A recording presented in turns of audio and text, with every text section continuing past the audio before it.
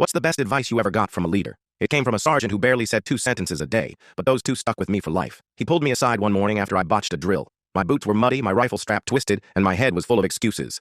I expected him to yell. Instead, he looked me straight in the eye and said, "If you can't take care of the small things, no one will trust you with the big ones." Then he walked away. No lecture, no punishment. Just that. At the time, it sounded too simple. But the more I thought about it, the more it sank in. Small things add up. The strap, the boots, the details, those are what build trust. That afternoon, I cleaned every inch of my gear until it looked brand new. I lined up my bunk so tight I could bounce a coin. I even polished the brass buckle I used to ignore. Weeks later, we went on a long field exercise. Everyone was exhausted, supplies were low, and morale was dropping. My squad leader needed someone to double-check the packs before we moved out. Without thinking, he called me. "You've got an eye for details," he said. That's when I realized the sergeant's words weren't just about boots or rifles. They were about reputation. People remember who they can count on. Years after leaving the service, I still live by that advice. At work, I'm the guy who notices the typo before it hits the client. I'm the one who brings extra batteries for the projector because I know someone will forget. My daughter jokes that I fold laundry with military precision. Maybe I do.